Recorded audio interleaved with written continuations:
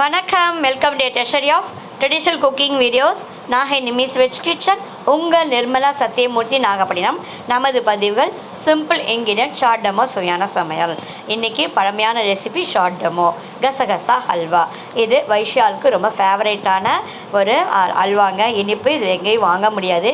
எப்படி காரக்குடியில் கருப்பு கவுனி அரிசியில் தேங்காய் பால் இனிப்பு செய்கிறாங்களோ அது மாதிரி வைஷால்ஸ் இந்த கசகசா ஹல்வா செய்வோம். இது உடம்புக்கு குளுமை கொடுக்கக்கூடிய இந்த கசகசா. நம்ம அதிகமாக மசாலா தாங்க செய்வோம்.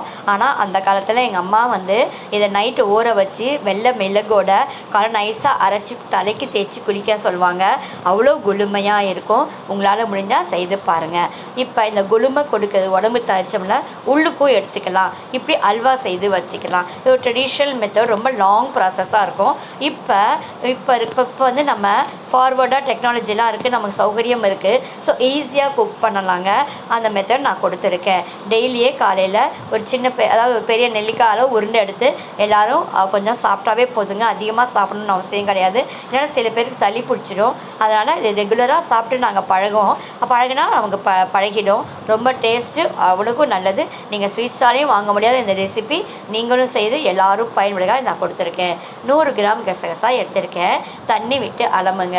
நிறைய இருந்தால் நம்ம கையால் அரிச்சு எடுக்கலாம். இப்போ கொஞ்சமாக இருக்கனால சும்மா கரண்டியால் கலந்துட்டு கொஞ்சம் கொஞ்சமாக தண்ணி விட்டு ஃபில்ட்ரு பண்ணிக்கலாம். அது சுத்தமாக தான் இப்போ கிடைக்கிறது. இப்போ நல்லா வடிகட்டிக்கலாம். இது 100 கிராம் கசகசா எடுத்திருக்கேன். இதை நல்லா வடிகட்டி எடுத்துகிட்டு ஒரு பாத்திரத்தில் எடுத்துக்கோங்க. எடுத்து இது 100 கிராமாக ஒரு 1/4 லிட்டர் தண்ணி கொதிக்க வச்சுட்டு அதில் ஊற்றி ஊற வைக்கலாம். இது ஈஸியாக அரைக்கிறதுக்கு சுலபமாக இருக்கும். நான் உப்பு மாங்காய் வத்தல் தண்ணியில் ஊற வைக்கிறேன். இப்போ இது ஒரு 2 மணி நேரம், 6 மணிக்கு ஊற வச்சேங்க.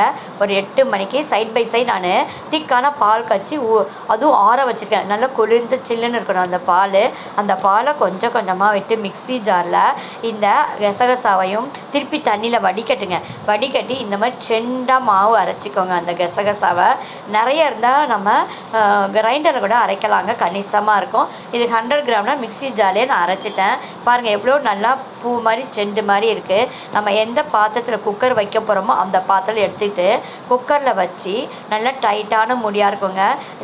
இந்த மூடி பாருங்கள் பள்ளம் உள்ளே கவ்வுற மாதிரி இருக்குது. ஸோ உள்ளே தண்ணி போகாது. இதுவும் பொங்கி வர கிடையாதுங்க.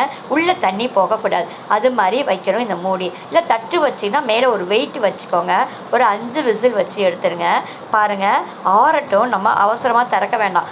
ஆறுனதுக்கப்புறம் திறந்து பாருங்கள் எப்படி நம்மளுக்கு அப்படியே கேக் மாதிரி அந்த நம்ம வைக்கிற கன்சிஸ்டன்சி தாங்க முக்கியம். அந்த ரொம்ப தண்ணி ஊற்றக்கூடாது. ஒரு 100 ml கிட்டத்தட்ட ஒரு 100 ml பால் எடுத்து வச்சு மிச்ச பால் நம்ம பயன்படுத்திக்கலாம். பாருங்கள் நல்லா செண்டு மாதிரி வெந்துருச்சா? அவ்வளவு பாருங்கள் சாஃப்டாகவும் இருக்குது, வெந்துருச்சு. இப்போ நமக்கு எவ்வளோ ஈஸியாக வேலை முடிஞ்சிச்சு.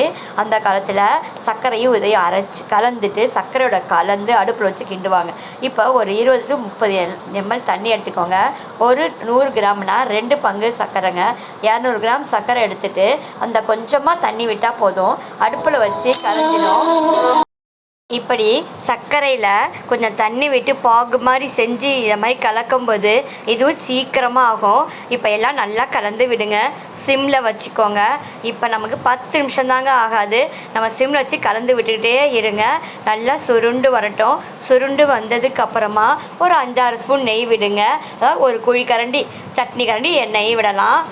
நெய் அதிகமாக வேணாம், கொஞ்சமாக இந்த அளவுக்கு போதுமானது. இப்போ இதையும் போட்டு நல்லா கிளறுங்க. கொஞ்சமாக எடுத்து ஆற வச்சுட்டு கையில் ஈரம் தொட்டு இப்படி உருண்டை பண்ணால் தொடாமல் வரணுங்க. இது தாங்க பதம். இந்த பதம் வந்த உடனே அடுப்பு ஆஃப் பண்ணிடலாம். அடுப்பு ஆஃப் பண்ணிவிட்டு நல்லா ஆறட்டுங்க. எப்படி தொடாமல் இருக்குது பாருங்கள் பாத்திரத்தில்.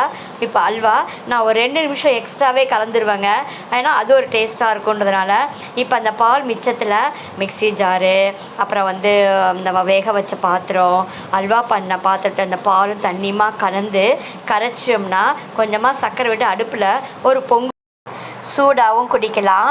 ஆற வச்சு ஃப்ரிட்ஜ்லேயும் குடிக்கலாம். ஒரு கசகசா கீர் குடித்த மாதிரி இருக்கும். நம்ம வேஸ்ட் பண்ணாமல் நம்ம யூஸ் பண்ண மாதிரி இருக்கும். இப்போ இந்த கசகசா அல்வா பிகினர்ஸ் கூட ஈஸியாக செய்யலாம். செய்து பாருங்கள். ஷேர் பண்ணுங்கள். நன்றி.